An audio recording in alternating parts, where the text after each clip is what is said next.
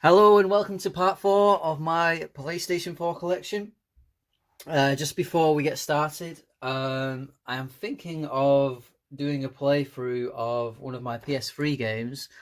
It is called Of Orcs and Men. I've not played it yet, so I don't really know a lot about it, but it's like an RPG where it's like a party of two. One's a goblin and one's an orc.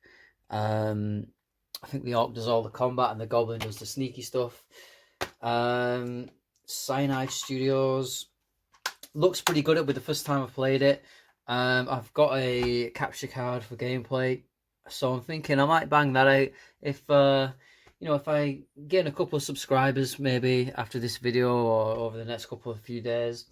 Yeah, I'll definitely be doing that, and yeah, it'll be good because it'll be my first experience of it, and also yours. It could be a steamy pile of garbage. It could be all right.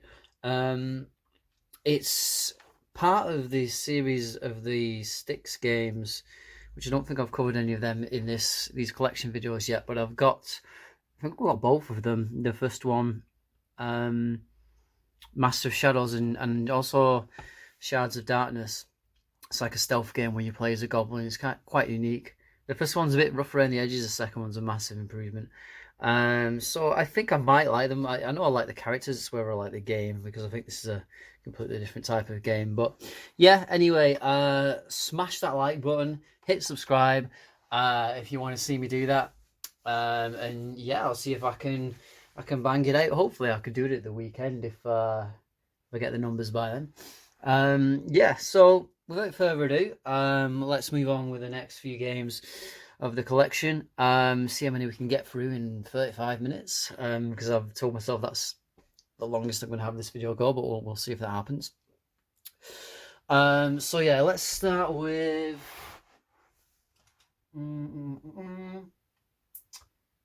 Yeah, this is an interesting one. Let's start with this one. Okay, now this one is like a top-down stealth game. It's called 7. Now I believe this is on the PC as well. So this is like a port to the PS4. You can kind of see on the back there. There's like the top-down view. I could try doing a gameplay video of this at some point. I have played it before. Unfortunately, yeah, you just get the disc in there. You don't really get anything else. And it was like, yeah, it's like you're looking down from above, kind of like, yeah, the same view as you would have in. I don't know if you've ever played the Commandos games or the Shadows Tactics games. You're just one guy moving around, upgrading your equipment, leveling up. But it's a lot of it's based around stealth, and I believe you can take all the weapons of your enemies, and it's kind of set in like if I remember correctly, it's sort of like an apocalyptic future. What I did notice was there was a lot of slowdown in places, so hopefully they've patched that. Once I got past kind of like what you'd call the beginner area of the game, there was quite a bit of slowdown. And to me, they didn't even seem like there was that much going on the screen. So whether it's just badly optimized, don't know if it might run better on a PS4 Pro though, because I do just have the basic PS4 at the moment, or even it might even run better on a PS5. Who knows? But yeah, from what I remember, it's pretty difficult. You can probably pick this up pretty cheap, maybe 10, 12, 15 quid. So yeah, 7 enhanced edition. Why is it enhanced? It doesn't actually say why. It doesn't mention any DLC there or anything. Unless it was maybe just a lot older game and they've kind of just cleaned up the edges. But yeah, definitely worth checking out anyway. If you're into kind of stealth games, then yeah, you will like it. It played quite well, but like I said, the performance was an issue on my PS4. So if you can pick up the PC version, maybe try it on there, or maybe if you've got PS4 Pro, it might not be too bad. But yeah, that's all I'll say on that one. Next one. Now this one's quite good. Don't know if anyone's ever heard of the Deponia games. They're basically adventure games, kind of like point and click adventure games. solving puzzles. This one's the Toki Collection, so you get 4 games in it. Now, from what I've seen, there's actually a lot more than 4 out on the PS4. If you buy them individually, they're pretty dirt cheap, these online. At least at the moment. I don't know if they were... Well, just... If you like adventure games, I suggest just buy it because it's cheap. You can't really go wrong. But this one was 4 in 1. I think this cost me about 20 quid. Might have even been about 25. You can kind of see on the back there. The animation's quite good quality.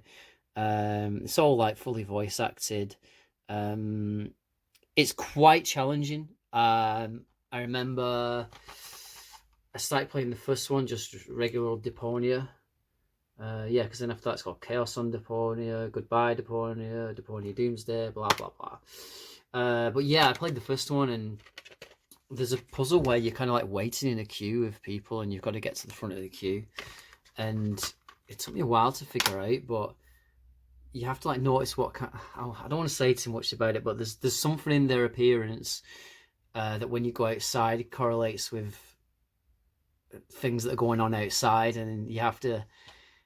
Yeah, I'm not going to say too much because if you buy it, I'm basically just ruining one of the biggest puzzles for you. But when I solved it, I was like, okay, yeah, that's actually quite clever. It makes sense. And what I did notice as well is you do have to kind of scour the environment to kind of get all the items you can, like examine all the objects, because there might be objects hidden within other objects, or it's the usual. Sometimes you'll combine 2 objects to get another object.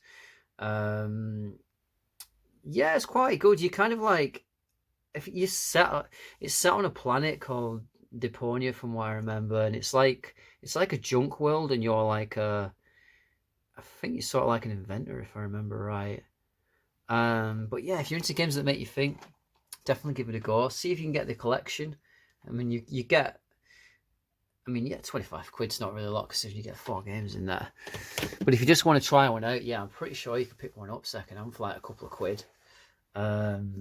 I'd never heard of Deponia until recently, so whether it's a big name or not, I'm guessing not because I've not heard of it. But they could be on PC or something. I don't know. I don't think they're on Xbox. So, but yeah, definitely pick it up. And the next one, yeah, this is a good one. I'm missing out some ones here, to be honest, because like for example. I'm not going to go through the Crash Bandicoot Insane trilogy because most people have had a PlayStation have played Crash Bandicoot.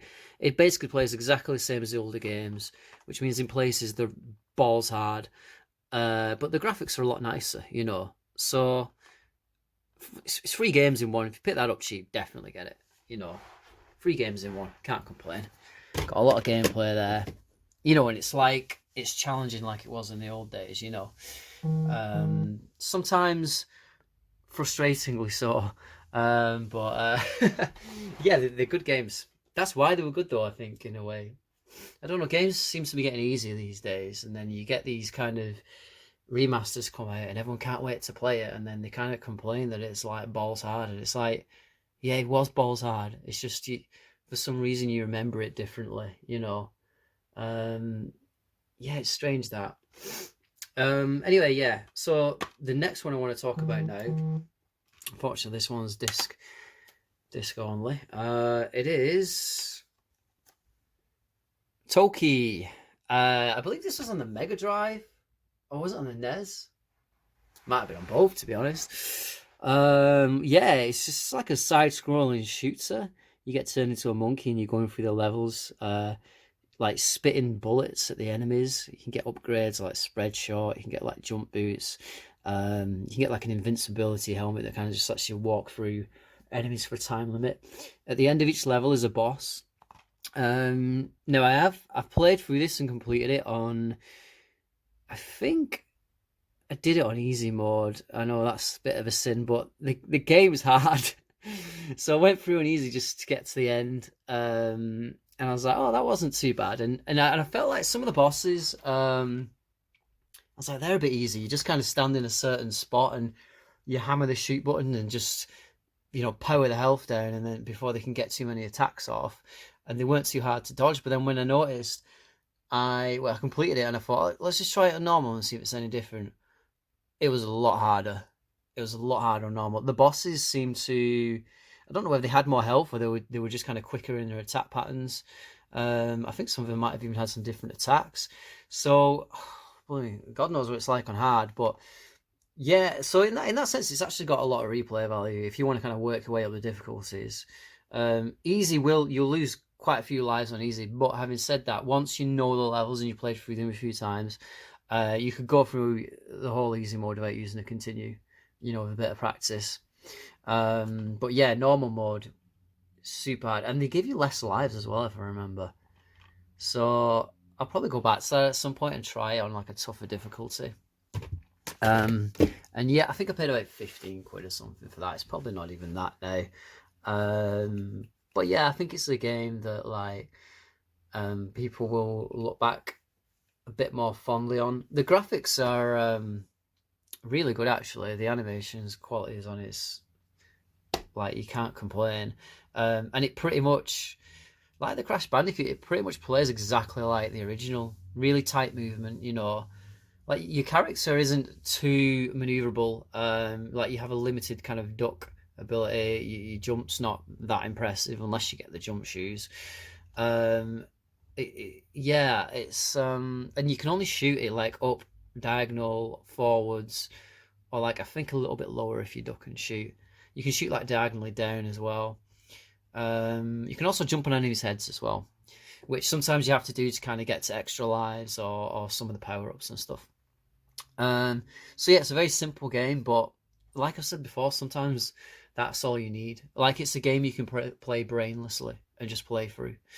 And I found at least on easy mode, I found when I died, it was because of me being bad at the game. It wasn't like I didn't feel like it was cheap. And for a game that's actually quite old in its roots, that was kind of surprising. Then again, if I tried to play through all the way on normal, maybe I would say something different. But I don't know that for sure, so I'm not going to say that. I'll just suggest it. Yeah, next one. Let's do... Yeah, let's do this one. This is an interesting one. Now, I don't think you'll see this on any Hidden Gems videos, but it's up to you whether you actually think it's a gem. You might just call it hidden, like a hidden rock. It is. If you're a fan of Warhammer 40,000, you may like it. Now, remember now, I paid about 12 quid for this. Death Watch. Turn-based strategy. God, the screenshots are so dark on the back there. I think you have like 3 to 5 Marines each level. Really small maps. Turn-based. Each Marine is like from a different chapter of Space Marines, if you know anything about Warhammer. Yeah, you don't get a manual in there, unfortunately. Like one's a Blood Angel, one's a Space Wolf, one's an Ultramarine, and they all kind of play off each other with a bit of banter about the different chapters and stuff. It was alright, actually. You're against, I think, all the way through. Not completed it. I got quite far, though, but all the way through was you're just against Tyranids, or Tyranids, however you want to pronounce it. Is it any good? It's alright. For 12 quid, you can't complain. I knew, this is one of those games that I knew just from playing it that it originally was a mobile game. I just knew. I don't know, it's something to do with the graphics and the way everything's configured, but I'm going to cough. See if I can hide this. There we go. Yeah, I like it because I'm a fan of, that universe. Other than that, you're probably not going to like it. Unless you just want to collect every turn-based strategy game there is. Yeah. Next one. In fact, let's stay on that theme of Warhammer. Space Hulk Deathwing. Now this one came out ages ago, and I was so excited looking for it, looking at the screenshots, because I think it uses the Unreal Engine. Space Marine Terminators on the Space Hulk fighting hordes of Gene Stealers, kind of like Left 4 Dead, but yeah, you're like Space Marine Terminators instead. I'm just trying to get it so you can see it. This is the enhanced edition, so it says special missions game mode, chaplain class, expanded arsenal, deadly new enemies, deep customization system. Yeah, I waited for the enhanced edition because I believe when it came out as well, I think it had a lot of problems. Um, I held fire on it, and then I got the version with the DLC. I paid about 20 quid maybe. Paid a bit more for it than I would usually anyway, because it was a Warhammer game and I wanted it. Unfortunately, nothing special or fancy in there. This game, it is really good. They kind of nail the atmosphere and the graphics of the environments, and being in the space hulks is pretty awesome if you're a fan of, Warhammer. What I would say is you'd probably enjoy it more playing it with a friend. Your team are relatively competent. No, what am I saying? They're pretty dumb, to be honest. That's why you're better off playing with a friend. You get more out of the game doing that. So if you can find a friend to play it with you, unfortunately, it is only you have to be online to play more than single player. So you're gonna need a friend with a copy of the game as well. But yeah, online it could be pretty fun. You fight the massive like Gene, I think they're called Brood Lords or something. Fighting them as a squad of Terminator. It's pretty cool. If you're a fan of Warhammer, like you can get 4 mates together playing that. Like you'll just have a blast. Like yeah. So yeah, good game. I've not really had the opportunity to play online with it yet, but I've seen on YouTube, a lot of other people playing it, and they've had some fun. And I did play it myself, and I liked it, but again, I felt like my teammates were a bit dumb, and it really would have benefited even if you're just playing it with one other player. I think that would make a massive difference. So yeah, if you think you can kind of get a crew together to do that, and you can convince them to buy it, then definitely go for it. Definitely do that. Yeah. So let's see. Yeah, this is an interesting one. Let's do this one. I'm picking all the interesting ones now, so if I end up doing all the games and then doing a final video, it's just going to be all really boring games. So what I might do is just stop this when I get to the point where it's games that I think just everyone's going to know about. Yeah, this one is called Valfaris. Yeah, it's pretty like metal. You can tell just from the art style on there. It's like a side-scrolling shooter. Kind of think like maybe like Super Metroid style. The graphics are quite. It's almost like that digital. What did they call it that they used on the Mortal Kombat characters? It's kind of like that. At least on the main character. You go through, you upgrade your guns. You can. I think there's like 3 or 4 stages to each gun. The music's all like proper heavy metal. If you're into that, you'll love it. If that's your kind of thing, proper like heavy metal music, this game's pretty much for you just because of the music. It's pretty cool when you get like an upgrade, you like headbangs and stuff. It is. I found this game very challenging. It's pretty balls hard. But yeah, it's awesome. You have a sword as well. You can see that at the bottom right. He's like shooting with a pistol and he's got a sword. Like you can get this kind of like big shotgun thing. I think that's the shotgun he's got there, if I remember correctly. Or it might be like the machine gun, but you've got that. Like even though all the weapons look like kind of proper metal style. But yeah, he has a sword as well, and you can pick up different swords, and you can get special abilities and stuff. Yeah, that is a hidden gem, definitely. Yeah, proper metal game. It's an 18 as well. I didn't even realize that. Only takes up 900 megabyte as well on your system memory, because we all know the PS4 has. Well, the standard PS4 doesn't have a lot of system memory. If you're collecting all these games, you have to get an external hard drive unless you want to be kind of installing and reinstalling stuff all the time. Bit of a pain. I noticed with the PS5 and the Xbox. God, what's the new Xbox called now? The Xbox Series X. I think that's what it's called. It's so confusing, the names on them. But yeah, I noticed like they still haven't fixed the hard drive problem. It's like, especially Xbox, you download say the Master Chief Collection or the latest Gears of War, you're talking 100 gigabyte easily. Red Dead Redemption 2, I'm sure, is like 90 to 100. On the standard Xbox, I think you get about 500 gig. Same with standard PS4. That's like a 50-year hard drive. You're having a laugh. If you just putting older stuff on there, older games from last generation, yeah, you could fit a fair bit. But now we're talking about a generation after, and I don't think we're there yet where the games are really actually fully utilizing the console's power. As it was with the PS4, it was like everything was just like up-res last gen games, so it wasn't too bad. But as time goes on and this games start utilizing the system's power, like 500 gigabyte or a terabyte is not going to be enough on the PS5. Games are going to be hundreds of gigabyte. And so like, why? It's even less reason to go digital for me.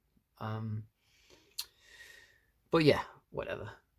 It is what it is. But interestingly enough, I saw a video the other day. Can't remember where it was from. I never can remember. I need to start remembering these things and writing them down, and then I can mention in the future. But it was about a dev team that had made a first-person shooter to fit on a floppy disk. The graphics were really good, and it was 96 kilobytes. 96 kilobytes.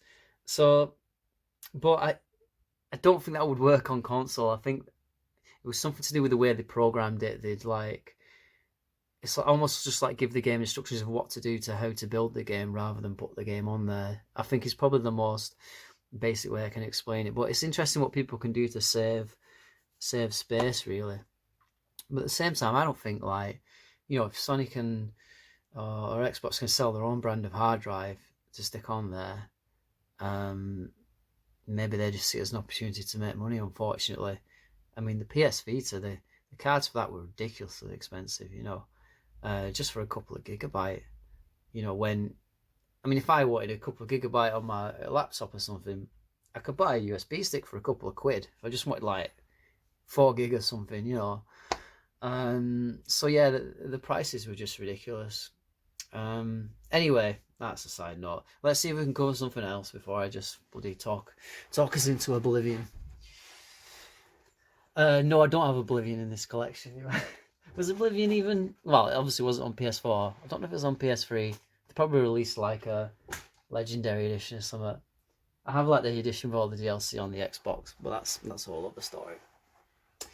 Right, okay, let's do... what will be most interesting here? Let's cover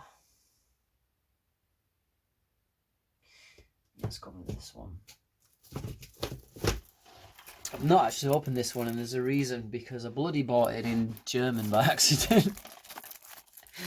But it might, if you can find it in English. Concrete Genie. I believe this one is like a PlayStation original as well. Now, from what I've seen of it, there's not many screenshots on the back. But let's bust it open and see if there's anything inside. Yeah, from what I've seen on it, you've like an artist or something, and you use I think it utilizes the kind of the motion sensor on the pad, so it can draw on like the walls of the street. And I think that has something to do with like puzzle solving or maybe defeating the enemies in the game. Oh, there's no manual with it. I was hoping there was a manual. That was a lot to hope for, wasn't it? Oh, but I got the instructions in German at least.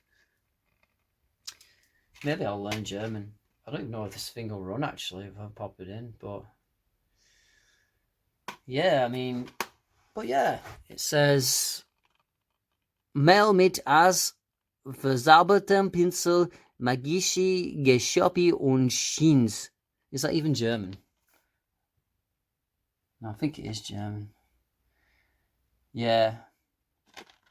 And it's PlayStation VR compatible. Neuf auf PlayStation.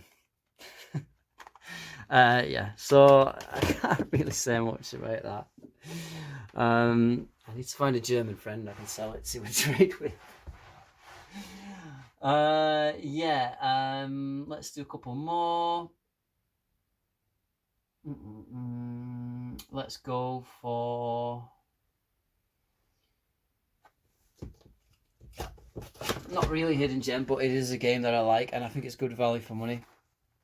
XCOM 2 Collection includes DLC, War of the Chosen. Yeah, what's this? 4 DLCs. Includes XCOM 2 base game, War of the Chosen expansion, and then it says 4 DLC packs. Yeah, I think the DLC packs might be around equipment and stuff like that and gear. Yeah, this game is hard. You probably know what XCOM is, but basically it's like turn-based combat, and it's done over like a campaign, and you can actually kind of get like a game over, like a bad ending to the campaign if you don't manage your resources correctly and manage your crew and your staff. You kind of customize and recruit your whole party. You kind of choose where and when to do certain missions, and depending on those decisions, it can kind of affect the outcome of the war. Like some things are more urgent than others, and you have to kind of make a decision as a commander, pick the right upgrades to your base, and kind of prioritize what research comes first.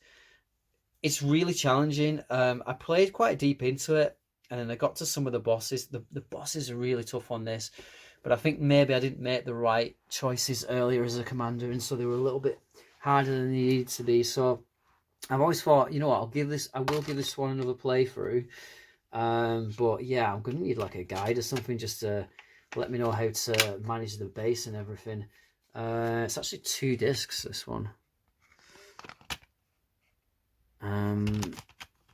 Yeah, good. A lot of gameplay in there though, you know, and unfortunately that's not a manual. It's just more of an advertisement for stuff you can buy in the XCOM shop. But yeah, I think I spent a bit more on this, like maybe 30, 35. But I wanted it for ages. I had mine. It wasn't going down, and I really did just fancy playing it. And I thought, well, it's got all the DLC there, so yeah, whatever. I'm just gonna pay for it, and I didn't regret it, to be fair. So yeah.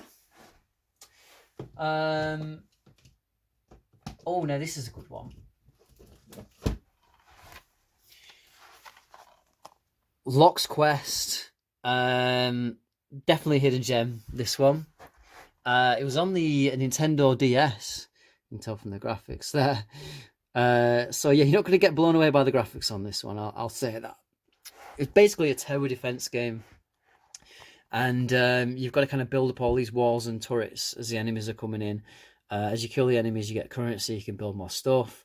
But I think the thing about this is when you do build, you build one time, and then you've got to maintain that afterwards to kind of control the enemy waves. One thing I noticed about it, was the only reason I haven't played too far into it, is there were, believe it or not, there were some performance issues. Whether they've patched that out, I'd have to check. I'll probably give it another go at some point. The problem is with games like this, if they get released and there's performance issues, I find they're not very well supported as you go along, which is a shame because this is a quality game. Like, I think if you were to buy this on DS, you'd probably end up paying quite a bit for it. I couldn't believe there were performance issues on the thing. I think it was just stuttering. Sometimes the camera angles weren't great. The camera is very like, you just flick it to certain angles because really it's, you know, it's this classic like top down 2D made to look 3D kind of isometric job. But to be fair, I think that was a flaw in the original game as well, so it's not just the box in the PS4 version. But yeah, I think it's a nice little niche game to have in your collection. I think I actually picked it up pretty cheap for like around about 10 quid. Whether it's gone up or not, it might even go up, who knows, despite the performance issues. Probably especially as the DS cartridge gets more and more rare. I'm surprised, you know, they remastered it there. I don't know if they've done a Switch version or not, but it might be worth checking that out. It might even run better on the Switch. It'd probably make more sense on the Switch as well, but yeah, don't hold me to that. I'm not sure there is a Switch version. But if there's not, even more reason to pick that up, you know. Yeah, and let's do one more because I know we're approaching 30 minutes, and then I'll probably ramble on a bit. So, yeah, next one.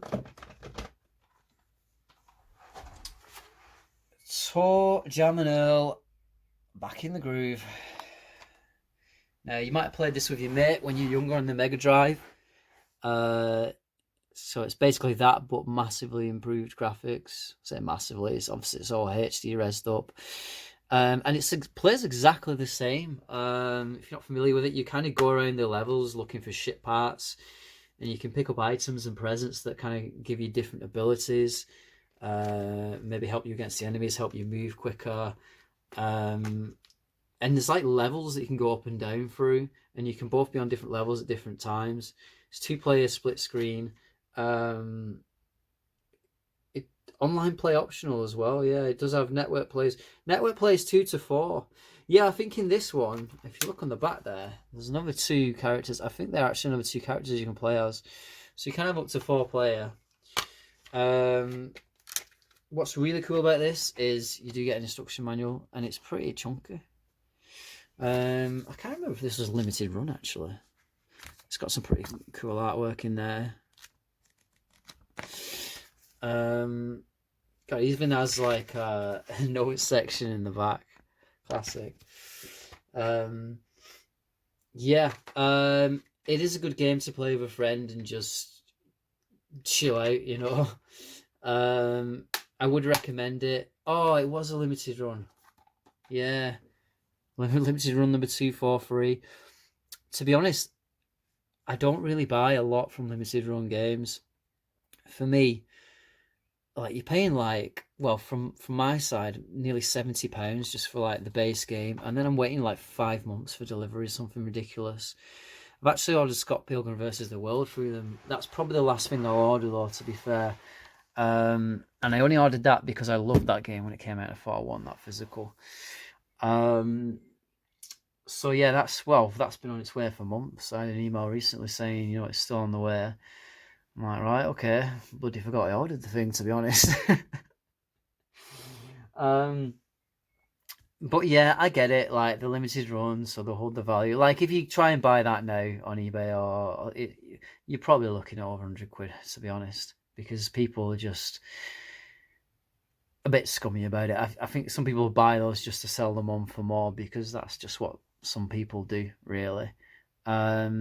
So yeah, in fact, I don't think, other than that, I don't think I have any limited runs in there. I might do if I'm just not remembering correctly, but what I've noticed as well with a limited run is, I mean, it's not really too much of a criticism for them. I mean, it's probably hard for them to get like the license for certain stuff, but a lot of the games that come out on there are really games that I'm like, I'm really not interested in that.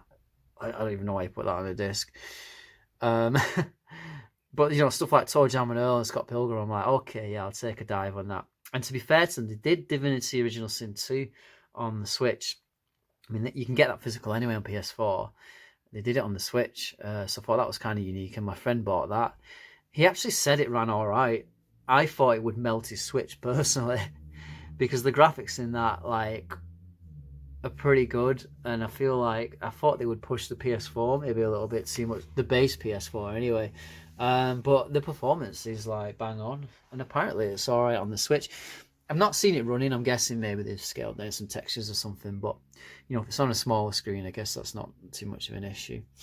Yeah. Anyway, I'm gonna call it that, because I think I've covered 1, 2, 3, 4, 5, 6, 7, 8, 11 games. I've not done too bad, and I'm trying to keep the video shorter. You know, if you like the video, give it a like, thumbs up. Yeah, if people can subscribe, that'd be great. I am looking to do a gameplay video soon, because obviously I don't have a lot of gameplay on my channel at the moment. Other than the video, well, I have the video, oh god, what's that game called now? The wrestling game I've got. Go on, tell me what it is, I can't remember. The NJPW game. Oh, it's going to bother me that. Where is it now? Fire Pro Wrestling World. Yeah, Fire Pro Wrestling. I've got a video of that where there's a tournament just playing out. It's me just talking about some stuff that's gone on in my life, and it's a video about depression, basically. It's not as depressing as it sounds, though. But I use that in the background. I use my capture card to make that gameplay. That's literally the only gameplay I've got on my channel at the moment. So I want to get some more in there. Yeah, primarily me actually playing of Orcs and Men. I'll have my microphone hooked up, and then yeah, kind of get real-time feedback as it happens, really, and yeah, let's see how it goes.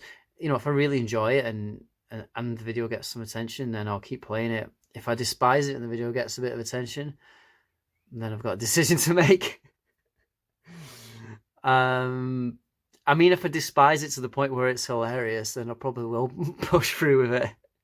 But if I'm just like, oh, this is a bit naff, yeah, probably knock it on the head. So that first video is going to be the decider, really. But yeah, anyway, I hope you enjoyed the video. I have uploaded another video as well, actually, recently. 100 heads art challenge. Probably like promoting this to people who aren't even interested in it, but I thought I'll give it a mention. It's not even had any views yet, which is fine. I understand. Yeah, it's a bit of a niche, this channel, really. Video games and drawing and art and stuff. It's like, yeah, they could overlap, I suppose, in areas, but yeah, not often. Anyway, thanks for taking the time to watch. Smash that like button, please subscribe, and yeah, see you again soon. Bye.